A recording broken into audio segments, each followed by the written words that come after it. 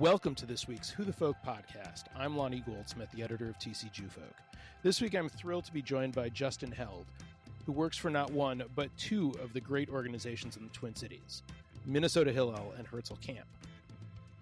We talk about how re-entry to the Twin Cities has been the strangest summer ever, and Hillel's brand new building on this week's Who the Folk podcast.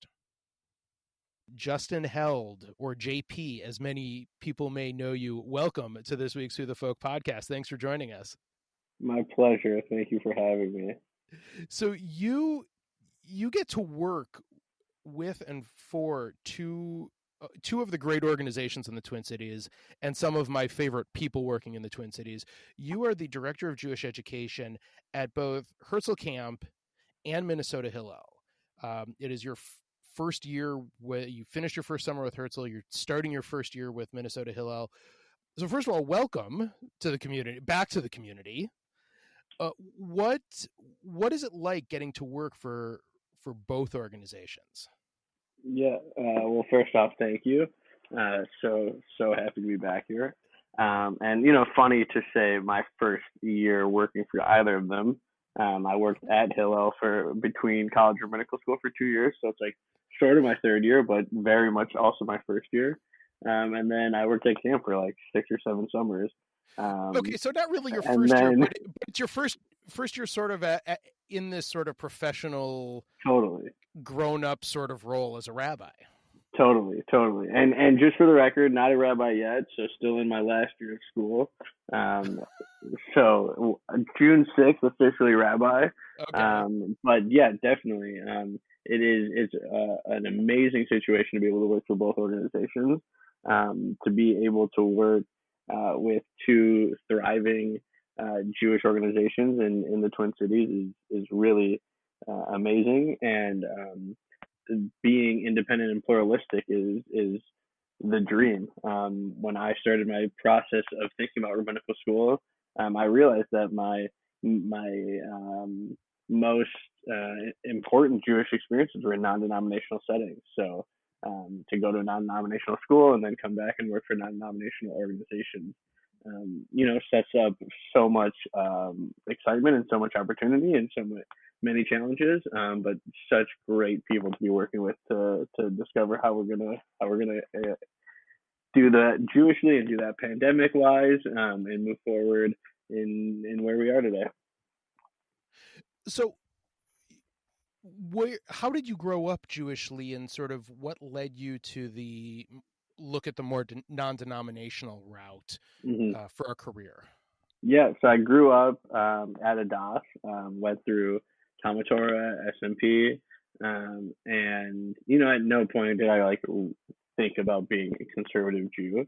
My family, I would say, was pretty much the quintessential American conservative Jewish family. We kept kosher in the house and did Shabbat Friday nights and went to synagogue on Saturdays. And that was about it.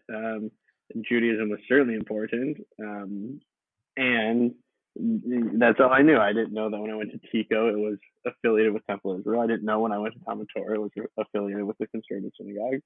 So that was really all I knew. And to be frank, I hated being Jewish growing up. I loved the friends I made, and most of them are still my best friends today. But I hated having to go to another school after school, and I hated having to be told what to do, and I hated that I couldn't eat things that other people could eat. So I really was not into it. I loved Herzl Camp, which, I didn't notice or realize was independent and pluralistic. I loved being there with my friends.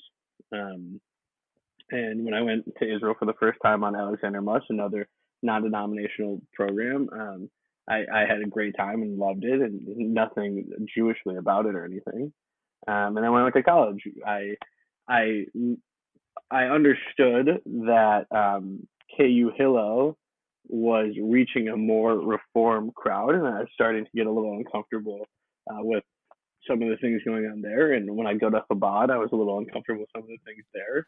So then I was starting to discover that, I have boundaries, and there are parts of Judaism that I find uncomfortable or that are not appealing to me, even though I'm not checking out of the community entirely.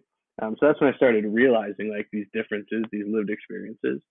And then when I started the process for rabbinical school, I had a phone call with Ziegler in LA, and it was the worst phone call of my life. I ended the phone call crying to my dad that I'm never going to be a rabbi, um, and it was terrible. And I knew about Hebrew College from somebody else that grew up in the Twin Cities, Philip Sherman, who's a rabbi in Boston now. So my mom encouraged me to check it out, and I had the exact same phone call with the director of admissions there, and it was the greatest phone call ever. Everything I was saying, he was on board with. He, I remember specifically that my kashrut practice was asked about on both phone calls. And the first call when I said, I live in Lawrence, Kansas, I live with a bunch of people who don't keep kosher. I tried, it didn't really work out. Um, one of the schools said like, oh, so why don't you just keep kosher now? And the other said like, oh, that's so great. You're trying and you're thinking and you're planning. And that was way more appealing to me. And then I went to visit, and it felt right. And that combination of things made me realize, or helped me realize, that it is this non-denominational, more unlimited space that is what draws me in. Um, so when people ask me what I am, it's always a confusing answer because people like to have labels. So I say like I am conservative in theology and reform in practice, whatever that means. I'm most comfortable praying in a conservative matbeach and in a conservative community. But like, I don't know. I don't like to be limited. I've always struggled with being bound by something and being withheld by something. So I'm much more interested in experimenting and trying and exploring and seeing what connects for me and for other people. I think this is something that is kind of normal in the 21st century, that Gen Z and Gen X and millennials don't like being bound by certain boundaries. And I think religious movements have been struggling with how to deal with that. And I think the future is in non-denominational settings, and I'm super happy to be trained in it and then working for two of the preeminent non-denominational organizations in, I think, the country.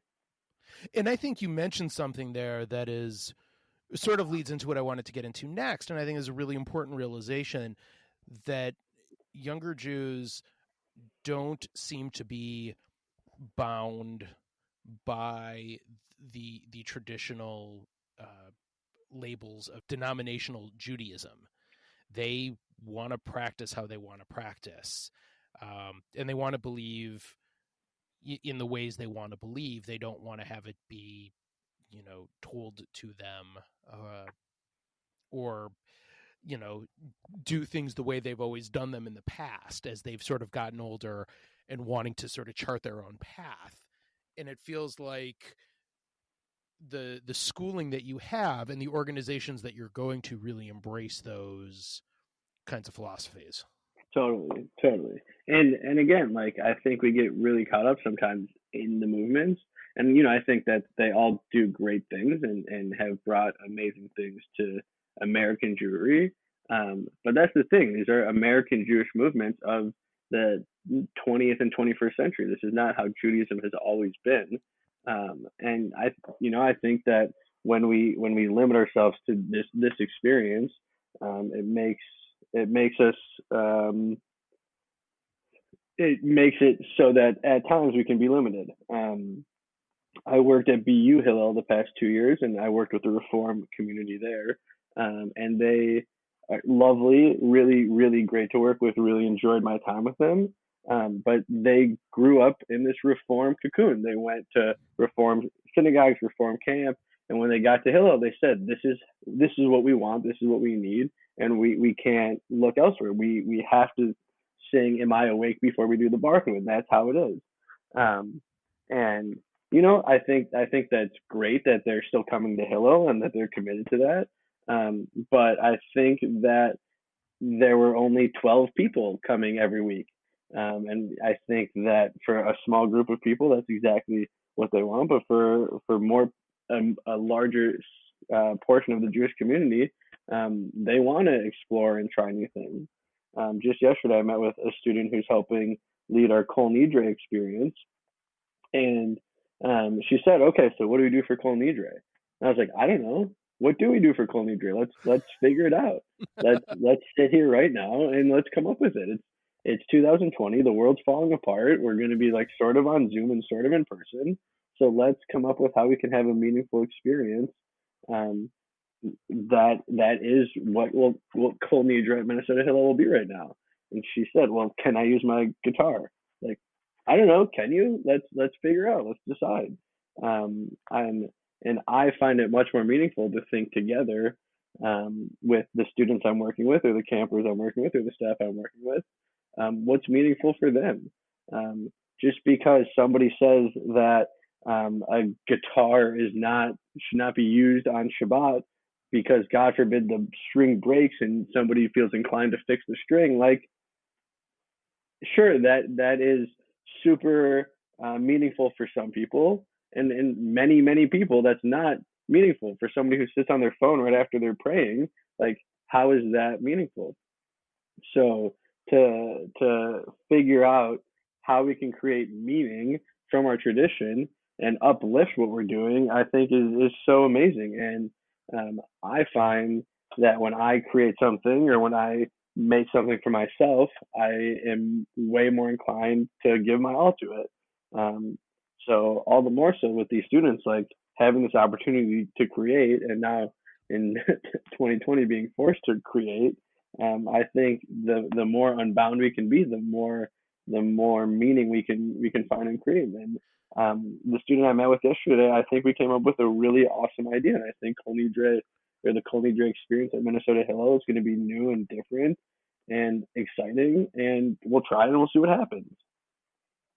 And you know what? The best part is, if it doesn't work, you don't have to do it next year. You can Totally. try something different. And hopefully next year we'll be back in person and you have a very lovely chapel at Minnesota Hillel that has been, completely rebuilt in the overhaul there that Totally. you can use hopefully next year. Totally, and God willing, we'll be able to. And that's another thing. Like, we're talking about how we use technology for services so that we can include people at home and in the building. Well, we have this beautiful building with all these different TVs throughout the building, so we can separate people being together in the building and together virtually, and use all these beautiful new spaces and new rooms we have to engage together. And yeah, it's not utilizing this amazing chapel that we're so lucky to have, but it's something we're going to try. And to be honest, this is one of the biggest lessons I think I've learned at my time at Hebrew College.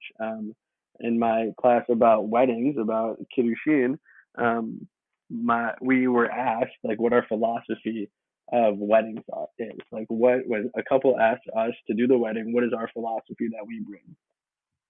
And I've struggled for years about intermarriage. Do I do it? Do I not? And that's the beautiful thing about Hebrew College is no one's telling me, Justin, yes, you are allowed to, or no, you're not allowed to. No one tells me that. They give me information. They teach me about Jewish weddings and about what kiddushin means and what ani mekadesh means to someone. But they don't tell me, yes, you do this, or no, you don't. And I said to my teacher, Rabbi Shana Rhodes, like, I'm really struggling with this. I don't know. A lot of my friends are marrying non-Jews and asking me, like, I can't live in a world where I tell them I won't do their wedding, but I want them to come to my synagogue or my organization right after, and I just don't know what to do. And she said, well, why do you need to decide? Like, why can't you just do it and see how it feels? Why can't you just do it and try? Like, why do you need to have these hard, fast rules that you make now while you're still in school without like trying and seeing? And that was really, really freeing to me. So yeah, let's try Kol Nidre and let's see. Like, the stakes aren't that high. It's not life or death. Especially now we're in a time where everything's going to look different. Let's throw things at the wall and let's see what sticks. And I find it to be very, very freeing to view things that way. And I'm so lucky that both Minnesota Hillel and Herzl Camp are willing to let us try. And that's also the great thing about Camp and Hillel is that Hillel generally it's a 4-year cycle, and Herzl is a 3-ish year cycle on staff and a 5 to 8 year cycle of campers. So the institutional memory is there, and they feel they know what it was like. But there's still that turnover where you can try new things and refresh and see what sticks. And I think that's so exciting. And I think it also helps to work with, to have executive directors at both of those organizations, and, camp director, with Drea, and, Gary is the executive director and Benji is the executive director, and great boards and board presidents of both organizations, where they walk the walk, right? They're willing to give you the freedom to go at it and figure it out. Totally. And they trust that. Oh, sorry. Go ahead. I was going to say, which has got to be amazing, which has to feel great as a new, almost ordained rabbi, but as a, certainly young professional in this, with these new, really, different sort of, this new position, this new shared position, which might be the first that I know of, at least in the Twin Cities, between two big agencies like this, where you have that kind of freedom. You don't have, they both feel, at least from the outside, to be some, philosophically aligned to a degree. And I would say freedom and support. So when I worked at Hillel the first time, I had this amazing experience as a 22, 23, 24-year-old right out of college. And I had like a ton of responsibility. My second year there, I was the longest tenured staff member. Benji was the third executive director I worked with in my 2 years. Oh no! I got to do so much. Like Benji and I, his first year, we were like, "Oh man, like what do we do?" And he let me run wild, and it was awesome. And it was I learned a ton, made a ton of mistakes, but now I've come back to Hillel and Herzl as well, to these organizations that have this infrastructure in place to support whatever wild dreams we come up with. So it's not that I'm just running around going for it like maybe I did in 2013 and 14, but I'm doing so with tons of support, with boards, with directors, with executive directors, with assistant directors, with students who are trained, and staff who are really well trained to help me execute whatever it is we're doing, and coming from a place of so much more knowledge. A very embarrassing story that I'm telling you for some reason. That second year at Hillel, we got a group of students together and wanted to revamp services for Friday night. And because we're independent, pluralistic, yada yada yada, we said, the Cedar Ream out there, Team Shalom, and the Reform one, whose name is escaping me at this moment. I can picture it in my head. Whatever. Those don't speak to us in a pluralistic way. So what do? Oh, let's make our own Siddur. Great. So we make our own Siddur, and I print it out. I give it to the students on the committee, and one of them looks at me, who happens to work in the Jewish community in Minneapolis now, and says, like, JP, why is this Siddur so thick, and why is it all the Amidah? And I was like, dude, what do you want me to do? Like, this isn't what the Amidah is. Like, I'm sorry. It just takes up half the book. And then I went to rabbinical school, and I learned that there's a different Amidah for Friday night than for the rest of the week. And for the rest of the week, there's 19 brachot, and for Shabbat, there's 7. So he was totally right. It didn't need to be that long. And I put together like 150 Siddurim with the wrong Amidah. So amazing that I got this opportunity to get these students together and create our own Siddur. And even more amazing that 5 years later, I can do that with a place of knowledge that there's a different Amidah for Shabbat than there is for the rest of the week. And that there's, a whole lot more support when we make these decisions, that when a student comes to me after and asks why, like, not only do I possibly or probably have an answer, if I don't, I know exactly where to get that answer. So a much more, it's so exciting and so much more grounded, and I'm held by so much around me to make this a success. So I want to ask you about the Kol Nidre service you're planning. You're telling the story about meeting with the student. What's it like, for you? Is it hard to sort of let go and give the students, students in this case, or camper or camp counselor, the freedom to do it themselves and figure it out? Is that hard for you? Is it easy for you? What's that like, to know that the best course of action is to just let go and let them figure it out? Right. That's such a great question. For like service leading, it's very easy for me because I have a terrible voice and I'm incredibly self conscious about singing. All right, fair So enough. from that aspect, it is super super easy. And I enjoy so much more like sitting down with the student or camper or whatever and learning about what it is we're doing and why we're doing it, and then letting them go and lead. So from that aspect, it is like no problems there. Um, the other stuff, it'll be really interesting once camp is live in person again to see how that is. When Gary and I first spoke about this, he was like, "Okay, so are you going to be like the 18 or 22-year-old Rosh Chinuch standing in front of camp, or are you going to be the rabbi behind the scenes teaching the staff?" And I was like, "Oh, I don't want to be in front of camp at all. Like, I definitely want to empower the campers, empower the staff leadership, to get in front of campers." And that sounds so great in theory, and it'll be really interesting to see what that looks like in practice. I do think that part of my rabbinical shtick is that I'm like relatively charismatic, and that translates really well to teaching. But if I'm not in the front of the room or the chadar or wherever, like how will that translate? And I don't know. I'm very curious to see, um, and very committed to leading from the back. Let's talk a year from now after a school year and after a summer at camp and see how it went. But at least for service leading, it feels really really good. But I think the positive side is, who you are. You have a good feel, it sounds like, for that, so that the perspective you want to lead from and empower others to lead also. Totally. Yeah. My perspective is, let's base this in Jewish text. Let's base every single decision we're making and everything we're doing in Jewish text and tradition.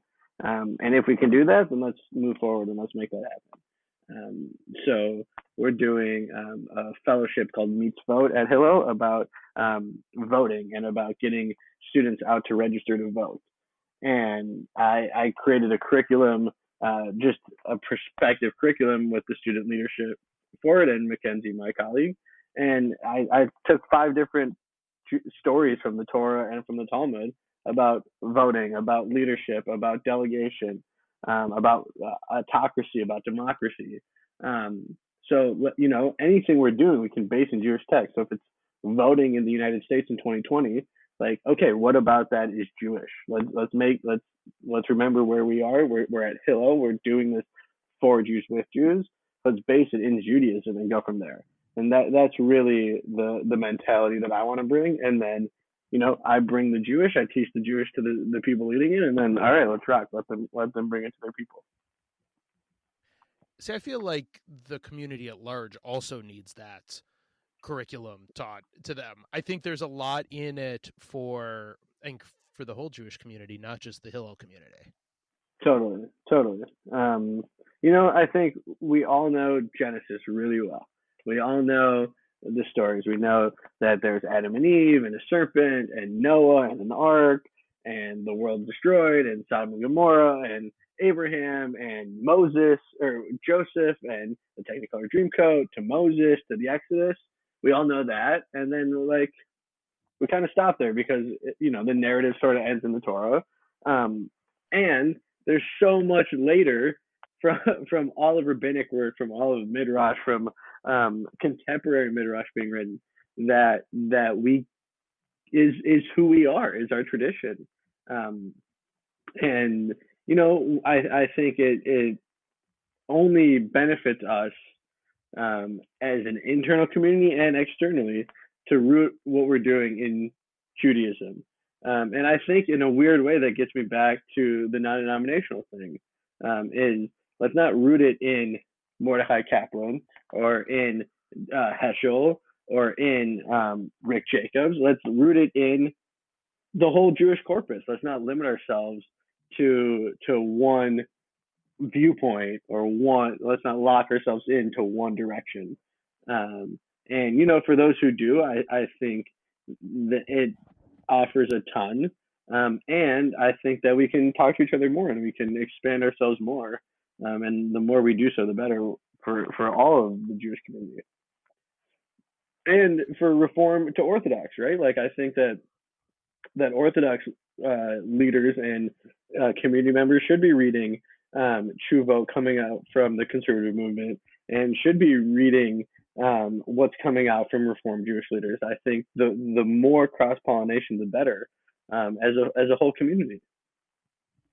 I think that definitely would help foster some understanding and background for each segment of the community with each other, certainly. But, will they do it in practice? That's a different story, of course. Totally. And, they're Orthodox Jews who won't read other Orthodox writers. And, in cancel culture now, that brings up even more questions, right? Do we sing Shlomo Carlebach tunes? Do we, there's so much to it. And also, when we're thinking about including diverse voices, like the trade-off is, do we look at a tradition that was men for a very long time, or do we try and open it up to the past 50, 70 years to get women voices and queer voices and people or Jews of color voices? That's like a serious trade-off that we need to be just conscious of. I don't think we need to do an either or, but I think that is so important that in this world where we are so aware of diverse narratives, that within our own community, we're also living that between movements and between communities, and we're sticking to the roots of where we're from and conscious of who's a part of us and who we've missed and who we've left out. JP and I are going to talk about what led him to rabbinical school in the first place. But first, a message from our sponsor, Milovitz, Gallup, and Milovitz. I am Alan Milovitz, and I have been helping injury victims for over 30 years. If you have been a victim of an injury or accident, don't sign anything until you have spoken to an attorney. You could be signing away your right to fair compensation. If you have been injured, call us. We want to help. We will make a time to talk about your case. You can reach Milovitz, Gallup, and Milovitz at 763-560-0000. That's 763-560-0000. So I wanted to ask before we wrapped up, I did want to ask, what was it that led you to rabbinic school in the first place? Was that something you had always wanted to do? Or was it an epiphany when you were working at Hillel the first time? Good thing you ended it with that, so we have like a cutoff point. So I can give you the long story, the short story. No, from when I could talk until I was 17, there's nobody in the world who would have said I was going to be a rabbi. I remember I was in a professional business class or something at Armstrong, and we were on the computer, and there was a personality thing that was going to tell you what your job was going to be. And mine came out as clergy, and I thought it was the funniest thing ever. And yeah, it was so far from what anybody would have imagined. I told you I went to Herzl, I went on Alexander Muss. I love those experiences. Not anything to do with Judaism, only to do with fun and friends. But as I was in my junior and senior years of high school, I started reflecting on who I was in the world and where I was going. And I knew I wanted to go away for college, and I wanted to have friends. And to be frank, I was kind of an asshole. So I was who would want to be friends with me? The people I'm friends with now aren't really who I want to be friends with moving forward. So how can I change and be the person I want to be? There was a night of an epiphany. It was a Friday night at Shabbat dinner with my family. At this point in my life, the agreement was I had to be at Shabbat dinner twice a month. So we were at Shabbat dinner at my parents' home, right by where you live now. And I got in an argument with my parents about how I was 17 years old and I was independent and I don't need them, yada, yada, yada, like most 17-year-olds do at one point. And I went to a Halloween party at a friend's house and called my dad like an hour later that I needed him to come get me, and I was in the back of the police car. Um, Side note, I was totally innocent, just wrong place, wrong time. But that's what happened. And I came home and I was sitting in my room, like just had that moment, and it was like, what? Who am I? Where am I going? And the Torah tells us there's two paths placed before you. Choose life so you may prosper. And it was that moment. I was like, all right, there's this fork in the road. Who am I going to be? And I had no idea. And I had no idea how to do it. So I was like, okay, what can I do to be the person I want to become? And I remember this story that I had learned while on Musk about this guy named Abraham who was in a tent with his wife, and he had just been circumcised, and these three people came, and him and his wife dropped everything to serve them and brought them into their tent and fed them and wine and dined them. And I was like, wow, my mom does this, my grandma does this. Like there are all these people in our lives who it wasn't until I was like 10 years old I learned weren't actually related to us. They just have become family over the years. So I was like, oh, maybe this thing, this radical welcomeness, this Akmasat Orhim that my mom and my grandma do, maybe this is something like good. So I was like, okay, I'll give Judaism a try. So I started getting involved in BBYO. I went to the Jewish group at St. Louis Park High School once a week. I was just kind of like getting into it. At Yom Kippur, at Adath in the fourth row on the left side in the second service, Rabbi Brusso gave his sermon, and I looked at my dad and I said, I'm going to do that. And my dad laughed, right? So, and that was that. And then he told me this story. I don't remember this at all, but the next Friday or the next Thursday, I came up to my parents and I was like, hey, do you guys want to go to services tomorrow? And they were so baffled they didn't even respond. And that was it. So like my senior year of high school, I was like, all right, I'm going to do this rabbi thing. Like started telling people, kind of getting laughed at. And then I went for spring break, all my friends went to Mexico, and I had this opportunity to go with them, and my dad was going to come with. And during all this self-discovery, I was like, Dad, like we don't need to do this. Like I know you don't want to spend a week with like my friend's parents, and this isn't what we want to do with our time. I was like, you know what, we don't have to go. He was like, okay, cool. Like thrilled he didn't have to go.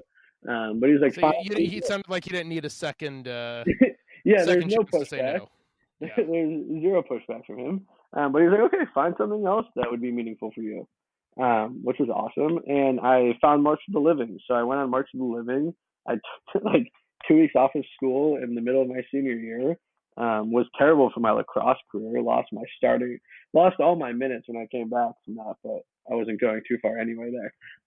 So I went on March of the Living. I went and saw the camps and went to Israel for my second time. And while in Poland during like a Shabbat service that I like sort of pretended I could lead, I was like, this is what I want to do. This is it. And a few weeks later, my dad and I went to Lawrence for college orientation, and I was going as a sports marketing major, and I changed it to religious studies, and I was like, here we go, like I'm on this journey. So since I was 17 years old, this has been the path. Working at Hillel, the first round was part of that path. I remember I met with Rabbi Weininger during that time, and he was like, Justin, this is part of rabbinical school. These 2 years, you're not at Hebrew college right now, but this is part of your rabbinic training. And that's really been the mindset since 2009. Like, how can I become the best rabbi I can become? And that will always be part of the mindset. But that's the dream, and that's the vision, and that's what I always wanted to do. My dream was to go to rabbinical school. I achieved that. And my wife and my dream was to come to Minnesota. So we got to come back home. I've achieved my dreams. I'm working at these 2 organizations that I believe in so deeply and I love, and that have given me really who I am is due to these organizations, professionally, personally, religiously. Like I said before, my wife and I met at Herzl. Like this is who I am to the core. I'm living in St. Paul now. My mom grew up in St. Paul. I'm like weirdly getting emotional now. But like my papa of blessed memory, my non and papa lived in St. Paul. Like coming to St. Paul every Friday growing up was like what it was like our journey for Shabbat every week. So like being rooted there is just so amazing. And like I did it. My dreams have come true. So everything from here on out is gravy. So like I think that goes back to what I was saying before. Like that's so freeing for me. Like, all right, I did it. I'm here. I got what I wanted. Like let's try and throw things at the wall and see what sticks and change some lives and make meaning, both on campus and in Webster, Wisconsin. And I'm excited. I'm motivated, and now let's do it. Well, that's awesome. You absolutely sound motivated, even though we have just come out of what has to have been the strangest camp summer ever, Absolutely. Going into, an equally bizarre school year with this. And what's worse, we have this beautiful building fantastic that we like are building. asking students not to come to. I know it's super bizarre that you do have, one of the, one of the nicest Hillels, I can imagine in the country right now, and you can't even use it at its full strength yet. It's wild. It's absolutely wild. But whoever's listening, come by, shoot me an email. It's find a time. Come check it out. We're so grateful for everybody who made this a reality. My story is that I got to leave in 2014 and come back to this beautiful building. So Benji and everybody put in all this work, and I get to reap the benefits. So come in and reap them with me. Love to get anybody a tour to come check out this amazing space that we're gonna do some really amazing things at. And speaking as somebody who was able to get a tour, I guess a week and a half ago, as we're talking now, before there was still some construction going on as pre-ribbon cutting, but it is just amazing. And you having spent so much time there in your first stint with Hillel, it can't even seem like the same building. It's unreal. The story that I like to tell is my first time at Hillel. I came home. I was living with my parents right down the street from you. We could have been hanging out. I don't know why we blew it. Could have had free babysitting for your kid. Like so much we blew. Opportunity lost for me. But I came home for my first day of work, and we had dinner. Me, my mom, my dad, and I think my sister. And my dad graduated from the U in 1978. And he walked me through the building by his memory, which was the exact same. Oh, God. So if that doesn't tell you that we needed a little facelift, I don't know what does. And we had a small facelift when Benji came on. And 5 years later, we got this dramatic facelift. And we are at a place, both Herzl and Hillel, where what it looks like, what our facilities look like, what our buildings look like, matches the product we offer. And I think that inherently when you see that and you feel it, it gives a different vibe. So the products we're offering are matching the beauty that you see when you walk into both organizations and both spaces. And I am so grateful we have this, and cannot wait for all this nonsense to come to an end so that everybody can come into the building and we can really party there. Oh, absolutely. And as a friend of both Drea and Gary, and a parent of Herzl campers, it'll be great when, at least my oldest has aged out of camp now. My youngest will be able to go back to camp, and I know she is looking forward to it. And when I did tell her I was talking to you, she did sing your praises, because she got to spend some time with you on Zoom during some of the Chugim over the summer that were held virtually. But I know that we as a family are looking forward to the return to normalcy, and I know many families are, and they'll get to hang out with you, hopefully, God willing, knock on wood, knock on whatever, in Webster next summer. For sure. Your lips to God's ears. Absolutely. Webster. Shana Tova, like wild time in the world. The U just starting and the high holidays coming right up. Crazy time we're living. No Let's question. normalize it a little bit somehow, somewhere. Yes. All right, last two questions, and we will let you get on your way. What is your favorite Jewish holiday? Oh, for sure, Purim. Okay, how come? Yeah. Oh, I'm a Purim Jew. I think there are two types of Jews. There's Yom Kippur Jews and Purim Jews. And I think we teach Yom Kippur Jews only. Yom Kippur is not fun. It has a lot to offer. It is not fun. Purim, fun. Purim is such a joy. It is what we should be teaching all of our kids that Judaism has. We either, I don't know if we really do anymore, but we would agonize. Do we let our kids celebrate Halloween or not? We have this Purim thing. Like, we should own this Purim holiday we have. The story is amazing. It is about female empowerment, Jewish empowerment. God is not mentioned. It is a human story, and it is a day of fun. Like, what could be better than that? We get to boo, we get to eat, we get to celebrate, we get to dress up. Like, by far the best holiday. And I'd love to start a movement to make Purim the high holiday. I don't think I'll ever win that one. I don't think you will, but it sounds awesome, though. 100%. So yeah, Purim all day. Awesome. And what is your favorite Jewish food? Funny, I get a lot of heat. I don't really like Jewish foods. Okay. So my mom makes really good knishes. My hallway smelled like matzo ball soup the other day, so I kind of had a hankering for matzo ball soup.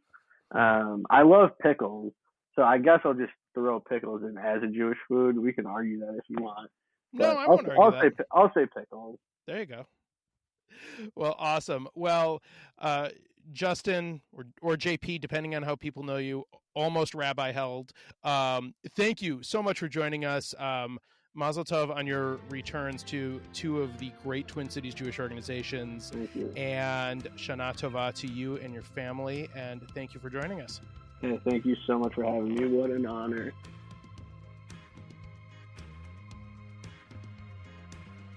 The Who the Folk podcast is part of the Jew Folk Podcast Network, a product of Jew Folk Inc. Please subscribe, rate, and review the show wherever you get your podcasts. If you have suggestions for other podcast guests, please email them to me at editor@tcjewfolk.com. For our other shows, check out tcjewfolk.com/podcast.